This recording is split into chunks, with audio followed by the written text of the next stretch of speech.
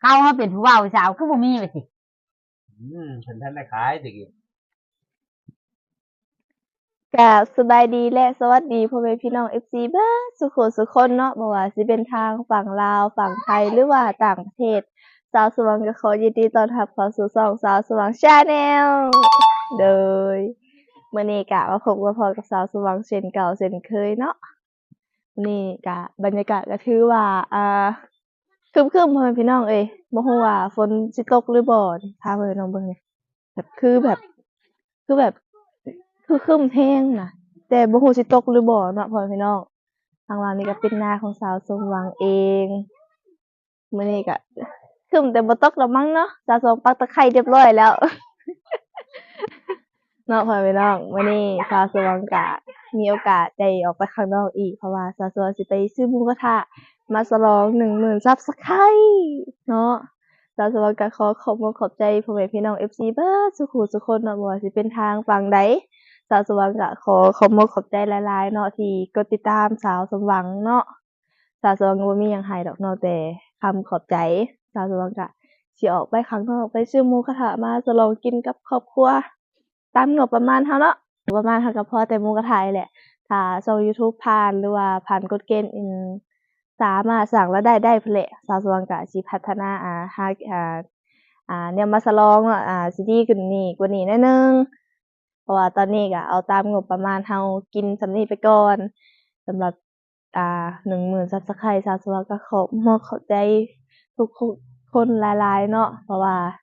นี่ก็ยังบ่ทันฮอดเดือนแต่ว่าสาวสมหวังฮอด10,000 Subscribe แล้วดีใจแรงก็เลยสิออกไปซื้อหมูกระทะมาฉลองกับครอบครัวเนาะโดยไปซั้นเฮาก็ท่าเบิ่งกันตอนสาวสมหวังไปฮอดร้านเลยก็ได้ปะ โดยเนาะพ่อพี่น้องตอนนี้เราก็ฮอดร้านหมูกระทะเป็นที่เรียบร้อยแล้วเนาะแต่ว่าสาวสว่างอาจจะบ่ได้ถ่ายบรรยากาศข้างในให้เบิ่งเนาะเพราะว่าอ่าทางร้านเพิ่นบ่สะดวกหรือว่าเพิ่นบ่อนุญาตเท่าใดเนาะเราก็สิได้ถ่ายแต่หน้าร้านเนาะบรรยากาศก็ถือว่าดีหลายพ่อพี่น้องเอ้ยแข่งฝนมาสาวสว่างก็เปียกมาหนังเนาะใครแท้ไปจอดหน้าร้านเขาเจ้าเนาะบ่ซั้นแล้วเปียกเบิด ฝนตกเนาะกลางคันเลยทุกคนเอ้ยเนาะแต่สาวสว่างก็สิทำการเข้าไปซื้อหมูกระทะเนาะโดยเนาะพ่อพี่น้องตอนนี้เราก็ได้ซื้อมาเป็นที่เรียบร้อยแล้วก็สิมีเนื้อแล้วก็ร่อนแล้วก็มีผักแล้วก็มีน้ำจิ้มแล้วก็มันอิหยังก็น้ำซุปเนาะมีน้ำซุปแล้วก็มีเครื่องปรุงมันราคาก็ชุดหนึ่งก็150,000สิบกีบเป็นเงินไทยก็ประมาณ300เนาะเกือบ300หั้นแหละเพราะว่าเงินเฟ้อเด้อทุกคนเลย แม่นก็ได้หลายเติบเลยไปตอนนี้เราก็ได้ซื้อไปที่เรียบร้อยแล้วก็เราก็สิได้เดินทางกลับเมืองเรือนเนาะพ่อพี่น้องไปเจอกันอีกเทื่อกะตอนอยู่เรือนไปโดยเนาะพ่อพี่น้องตอนนี้สาวสว่างก็มาฮอดเรือนเป็นที่เรียบร้อยแล้วก็ถือว่ามาฮอดปลอดภัยพ่อพี่น้องถึงว่าทางมันสิฝนตกงี้ๆฝนตกค่อยๆแต่ว่าทางก็ลำบากแรงพ่อพี่น้องเอ้ยฝนตกคราวเดียวหนึ่งก็สาวสว่างก็ดีที่มาฮอดเรือนเนาะ แต่ว่าสาวสว่างสิได้เปลี่ยนบรรยากาศเนาะตอนแรกว่าสิไปนั่งกินหมูกระทะอยู่แถวคันไห้คันนาพู้นแหละให้พ่อแม่พี่น้องเบิ่งแต่เราก็สิได้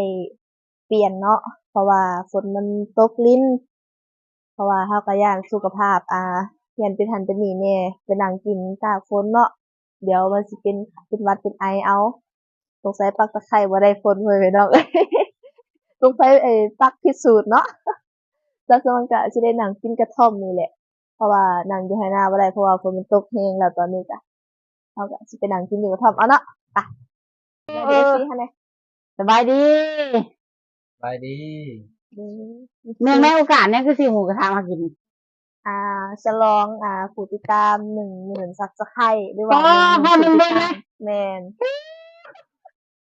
เก่งแต่ว่ายังบ่ทันผ่านกฎหรอก แต่ว่ากินอันนี้ไปก่อน โอ้ แล้วถ้าผ่านกฎก็จังไปกินนั่งกินอยู่ร้านกับครอบครัวเนาะอันนี้มาซื้อมากินอยู่เรือนก่อนเนาะ แม่น โอ้ขอบใจหลายเด้อ หมูกระทะชุดหนึ่งครับพ่อพี่น้อง มักบ่เฮ้ย โอ้มากันแล้วเนาะของมักแล้วแหละอันนี้ ของมักของพอเลย แม่น เข้าเลยกับบรรยากาศฝนตกลิ้น แม่น เนาะพื้นได้ข่อย โดยเราเพิ่นเนาะซัดเฮาก็ท่าไปเบิ่งตอนกินเลยเนาะเพราะว่าฝนมันตกเฮาก็บ่อยากถ่ายตอนเอาเตาเอานั่นเอานี่เอาถ้วยมาเพราะว่าถ้าแนมกล้องนำแบบย้านพลาดพื้นพร้อมเนาะเพราะว่ามันก็ทาง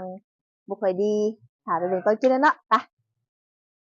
โดยเนาะเพิ่นเนาะเฮาก็สิมาลงมือเริ่มกินกันเลยเนาะนะพอเอาขึ้นมาเลย เอิบเอิบเอิบเอิบเอิบเอิบ อันนี้ก็ถุงผักไม่กินทู ตามไปทั้ง อันนี้ก็เป็นซีนที่เขาไปเลือกมาเย็นใช่นี่เนาะได้อยู่ป่ะนี่โอ้ตอนน้ำมันอยู่ใส่ได้ไหมกันน่ากินทูนู้นไปเลย ใช้น้ำมันมัน รู้เลือกมาอยู่ นี่ดีจัง เดี๋ยวเสียงคนชัดๆเนาะทุกคน เข้ากันเลยกับบรรยากาศ แอน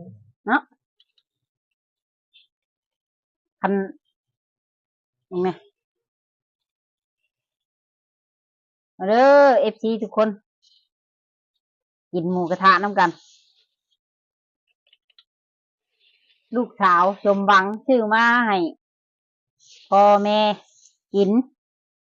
เนาะเพิ่นฉลองฮอด10,000ผู้ที่ตามว่ะ โดย เออ แต่ขอบอกขอบใจพ่อแม่พี่น้อง FC ปัจจุบันนำเด้อเนาะ ที่เขามากดติดตามเนาะ แม่นถ้าเพิ่นบ่กดติดตามให้ก็คือสิบ่ฮอดแล้ว คือสิบ่มีมื้อนี้ แม่นก็คือสิบ่ฮอดผู้10,000ผู้ติดตาม ขอขอบมกขอบใจหลายๆเด้อ โดย ที่เขามากดติดตามช่อง YouTube ของลูกสาวแม่ขอให้ทุกคนที่เขามากดติดตามนั้น ให้อยู่ดีมีแห้งสุขภาพเข้มแข็งอายุหมันขวัญยืนความเจ็บบ่ให้ได้ความไข้บ่ให้มี ให้หั่งให้มีให้ร่ำให้รวยเฮงๆรวยๆขึ้นกว่าเก่าเด้อสาธุ อันนี้ก็เริ่มฮอดแล้วเนาะหมอก็ ลูกสาวแม่ว่าคันเพิ่นผ่านกดเบิดทุกขอแล้ว เพิ่นสิเอาพ่อกับแม่พาพ่อกับแม่ไปกินอยู่ห้านบัด แม่น แม่ก็ได้รอรุ่นเนาะ ถึงมือทุกวันยังไงมันทอดมือนั่นไว้ ตอนนี้ก็ยังพันทอดเนาะ เออ แบบรุ่นไปก่อน รุ่นไปก่อน FC ก็มารุ่นน้ำกันเนาะ อืม ซอยเบิงซอยบ่ให้ข้ามโฆษณาให้นี่เด้อพอเพิ่นผ่านกดไวๆทางเดี๋ยวนี้ก็ชั่วโมงฮอดแล้วเนาะยังแต่บ่ผ่านยังเช่นชั้นนั่นสิชื่อดอก ทุกคนเลย แม่ก็บ่เป็นเว้ายังบ่ยังได้ยินแต่เพิ่นล้มกันว่าเช่นชั้นจนแม่นี่ดีใจก่อนแล้ว อืม ดีใจแห้งเต้นตึบตับก่อนแล้ว อยากให้ลูกสาว มีเวียกเหตุงานทำอีบาปเพิ่นอีตนเพิ่นคัดสิให้เพิ่นไปทำงานเมืองไทยกะจักได้ไหลเนาะเว้ย ทอดบ่ ขึ้นฮอดแล้วลูกสาวเดียว ดีใจหลายที่เพิ่นมีเวียกเหตุงานทำแต่ละมื้อเพิ่นถ่ายคลิปถ่ายหยังแม่ก็คอยเป็นกำลังใจให้ถึงสิซอยตัดต่อบ่ได้ก็ซอยกำลังใจให้เพิ่นพ่อกับแม่น่ะนะ เห็นได้เฮ้ยเจ้าดีใจบ่ ดีใจดีใจนั่นแหละที่ลูกที่ ประสบผลสำเร็จเนาะ แมน ว้าบรรยากาศคักอะลีเหมือนพี่น้องเอ้ยลมพัดก็ ถามมันสุกก่อนเนาะ ควันให้พ่อแม่พี่น้องเบิ่งไงไม่ถ่ายตัวนี้นั่นนะโอ้บรรยากาศป้าทางไหนทางนาไป ลงให้ตรงหน้าฝนตกลิ้นเด้ แมน ตกมาอีกแล้ว หลังจากแดด4 มื้อ5 มื้อเนาะ แมน ย่านเข่าล่มอยู่เดียวนี่พ่อแม่พี่น้องเอ้ยเข่าพวงออก มันย่านว่ามันนักควงมันแหละ เดี๋ยวรอสมหวังสิซิมเบิ่งก่อนเนาะคันว่ามันสักแงกอะสาวสมหวังสิได้สักแงกก่อนนี่ชิมพ่อแม่พี่น้องเบิ่งอันนี้สาวสมหวังจุ่มมาเนาะอืม เริ่มแล้วเริ่มมีกลิ่นหอมแล้วใกล้สุกเลยแหละ ใจสู้กว่าบ่นี่ใช่ถ้วยจะได้ไหม นี่ เลยสิๆให้เนี่ยตอนนี้สุกแล้วนี่อ่ะ ขอบใจได้หลาย ไอ้พอค่ะเด้ค่ะใช้ถ้วยพอเด้อ่ะ เด้อ เอ้ยบ่มีแม่ทูบ่เดี๋ยวนี้ นี่ เอาคุณไหนดี ให้ปานจำไม่สั่นไม่ยาวเอา แม่นอันนี้ก็เป็นน้องชายของสาวสว่างนะทุกคนเนาะน้องผู้แรกของสาวสว่าง น้องผู้ใกล้สมหวังเลยเนาะ แม่นเอาเลยค่ะมันสิบ่เลิศ ที่มาเลิศตัวใดตอนไหนมันชุก อืมน้องผู้น้อยเพิ่นนอนเนาะทุกคนเนาะฝนตกหรือเพิ่นจะเป็นจังไดแหละ ทำเลขแห่งมันทีมือเด้อเอฟซีเด้อแซ่บแซ่บแซ่บ ก็บ่ เฮ้ยเขาเขาเป็นผู้บ่าวผู้สาวคือบ่มีไปสิ เพิ่นท่านได้ขายตะกี้ อืมก็มีเจ้าก็สิพาไปกินอยู่บ่ โอ้ก็พาไปกินนะเนาะ เขินได้ค่อยกัน เมื่อก่อนท่านขายหมูกระทะยังหมูมี อืม แต่โอ้ยเพิ่นพาจะไปกินแล้ว อืม ทางจะเป็นตะลุกแล้วล่ะพ่อ โอ้พาไปกินทุกมื้อแล้วแหละ คนจำนี่เอาพ่อไปอยู่เนาะทุกคนเนาะ พ่อพาแม่ไปมือรถ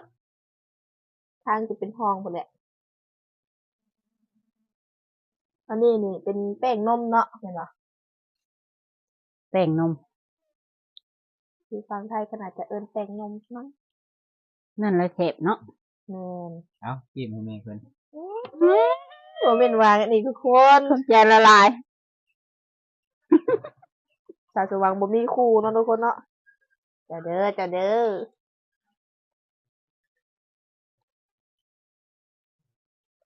ต้องอ่าน หวานเลยตอนนี้ รับไม่ได้ทุกคน อืม เดี๋ยวได้แซ่บบ่แม่ แซ่บ เดี๋ยวจะทักยาทักยาอันนี้น้องสาวสว่างจะตื่นนอนเนาะทุกคน นอนละแรงมันก็อาจสิงอแงแน่ตามภาษาเด็กน้อยทุกคนเนาะตื่นนอนใหม่ๆนะโอ้ยแต่ว่าทุกคนดีมาก เนี่ยสบายดี MC เอ้ยนะ สบายดีด้วยล่ะ งอแง ผู้คำสบายดีเป็นบ่ผู้ค เป็นคือ ำแล้วเขาไปซื้อเนาะกินหมูทะแล้วเขาไปซื้อเนาะ เอาไปตอนชิ้นนี่ตอนเอาบ่ แต่ก็ผู้คำเอาตอนชิ้นไหมวะ ได้ถ้วยนะ ถ้วยไหมเลยใช่นี่ผู้คำคีบถูเป็นไหมน่ะ วางใส่ให้ โอ้เป่าไว้เอาลุงเอา เอา บบ น งลิง ผู้คำไปขึ้นเอาไป ไม่เอาไม่คนดื้อ อืม เด็กน้อยอาจสิงอแงมันบ่ตื่นวันไหน เอายังอันนี้ผู้ค อุ้ย ำตอนอะไรเนี่ย เจอชูชิ ตอนซูชิผู้คำเคยกินบ่ซูชิ ก็กิน เคยกิน แซ่บอยู่บ่ อร่อยไหมล่ะ อร่อย ซูชิเห็นไหมอุ้ยคักแท้ดิ เอาน้ำจิ้ม เดี๋ยวเอาน้ำจิ้มอันนั้นหนึ่งเนาะน้ำจิ้มเนาะจมูกเพชรเนาะ นี่เปียก เออ น้องสาวสว่างว่าไทยเด้อทุกคนเด้อบ่เป็นหยังเนาะ อย่า เป็น เอา ปกติของเด็กน้อยสมัยใหม่ เอากินบ่นี่เอานี่สักนี่สบายดีเด้วย ดิดิงดิเดียวซะนี่เอาไปเอาไป เอาไปอีกบ่ มันใช่ เขาก็เลยกับบรรยากาศแล้วพอ เอาไปอีก บ่ผู้คำฝนตกผู้หันผู้คำอยู่ใส่ฝนตกถึกเสือผู้คำบ่ ใช่ แซ่บบ่จับเผ็ดหน่อยนึงผู้คำกินได้จริงๆเลยหันตึ้นน่ะ ไม่รู้ เบิ่งยังเสียบให้มั้ย เพื่อนไหม บ่เจียวเนาะ อืม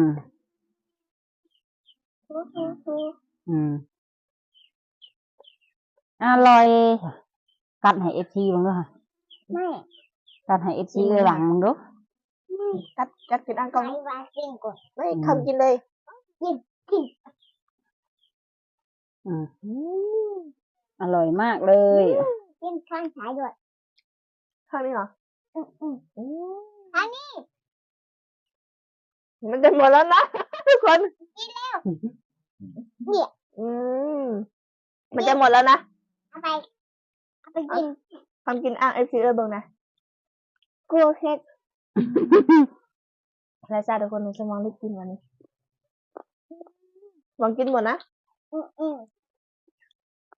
ว่าอันตู้ชิ้น หมดแล้วมีที่เหลือไหมอ่ะ เอาให้คนที่มันจะ แค่อันเดียวลูกชิ้นเนี่ย ขอบใจ ชื่อมา เป็นหวานกันทุกคนเอ้ย ไม่กูดิชาแก่ อืมเฮ็ดทุกคนเลยชาจะว่ากินไปถึงหมกเฮ็ดกินตา อ จะ ย่า แด ให้ ง แล้วนะ ไห้มานี่เฮ็ด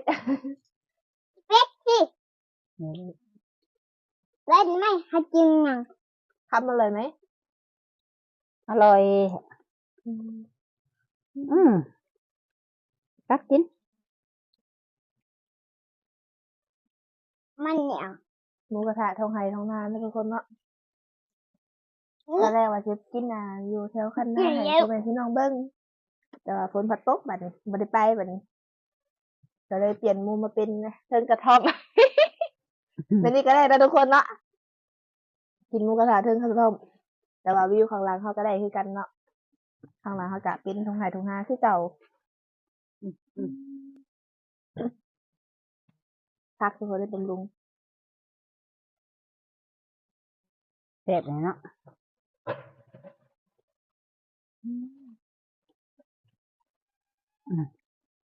อืมเออ แซ่บดีทุกคนเลยแซ่บแซ่บแซ่บแล้วก็ขอบบุญขอบคุณนำ FC หลายๆเด้อที่ติดตามลูกสาวสมหวังแล้วก็ที่ ที่ก็ติดตามให้เนาะ ที่กดติดตามให้แล้วก็ พอ10,000ผู้ติดตามแล้ว แม่นแล้ว ถ้าหากเพิ่นบ่ก็ติดตามให้เฮาก็คือสิบ่บ่ฮอด10,000แน่เนาะ แม่น ก็คือสิบ่ฮอด10,000 แต่ก็ขอให้เพิ่นกดติดตามต่อไปอีกแล้วเนาะ แม่น ขอให้เพิ่นติดตามไปเรื่อยๆแหละ บ่ให้เลิกติดตามแล้ว อืม เพื่อสิได้สมหวังมีกำลังใจในการเฮ็ดคลิปต่อไปเนาะ แม่นฝากกดติดตามเป็นกำลังแรงกำลังใจให้สาวสว่างเฮ็ดคลิปต่อๆไปเนาะนี่ก็จะลอง กดไลค์ เล็ ก ก ด ๆ แช น้ ร์ อย พร้อมเนาะ ๆจะลองเล็กๆน้อยๆสำหรับ10,000ผู้ติดตามถ้าหากตอนนี้ YouTube ของสาวสว่างก็ยังบ่ทันได้สร้างรายได้เนาะถ้าสร้างรายได้ได้ก็สิพาพ่อกับแม่ครอบครัวไปกินอยู่ข้างนอกพุ่นแหละตอนนี้ก็เอาส่ำนี้ไปก่อนเนาะทุกคนส่ำนี้ก็ ทำได้ทำนี้เนาะ แม่นก็ขอบใจ FC เบิดทุกคนทุกคนเด้อสาธุโดยอันนี้ก็ กินหมูกระทะอยู่เทิงให้เทิงนาก็ FC ทางใดอยากมาก็มาเด้อเนาะมาเด้อทุกคนมากินหมูกระทะนำกัน ทั้งภายในและต่างประเทศเนาะ แม่นก็คือสิขำไก่เท่าน้องบัดนี้ ค่ารถบักแพงติ แม่นก็อย่าแหละเนาะ ค่ะเอิ้นนี่แหละเนาะ แม่นมาเด้อทุกคนว่าสิเป็นทางฝั่งลาวฝั่งไทย มากินหมูกระทะด้วยความฮักความแพงหรือพี่น้องหรือว่าไปใดก็มาสาวสวงยินดีต้อนรับเนาะทุกคนกินกับบรรยากาศกับคักหลายยามแลงฝนตกปล่อยๆเนาะทุกคนบรรยากาศผัดกินหมูกระทะผัดอุ่นๆเลยป้าเนาะ ต่างทีมไทยเลยเนาะ สุดยอดจังหมองนี่แหละทุกคนเลยแต่ถ้าหากว่ามื้อใดบ่มีฝนเนาะสิพาเพื่อนพี่น้องไปกินผู้ใดอยู่ไหนาแม่นบ่แม่นว่าสิกินนั่งกินอยู่กลางไหนาเด้เต่าสาวสวงก็สิตายแล้วเนาะแม่นก็สิไปนั่งกินอยู่แถวคันนาไว้ลักลี่กินดอก ลักนี่กินทางฮาเบิ่งเนาะ แม่นสิเป็นลักลี่กินเนาะทุกคนเนาะ บ่ลักนี่กินกินให้เพิ่นเบิ่งติ แม่นลักลี่กินเพิ่นเห็นอันนี้เห็นในโซเชียลมาเด้อทุกคนเว้ยโดยนะพ่อพี่น้อง ตอนนี้สาวสว่างกะได้กินอิ่มเป็นที่เรียบร้อยแล้วสาวสว่างกะได้มาปิดคลิปอยู่ไหนาอยู่ข้างล่างนี่ก็เป็นไหนาเนาะสิบอกจังไดเด้อยู่ไหนาของสาวสว่างบรรยากาศก็ถือว่าดีแต่ว่า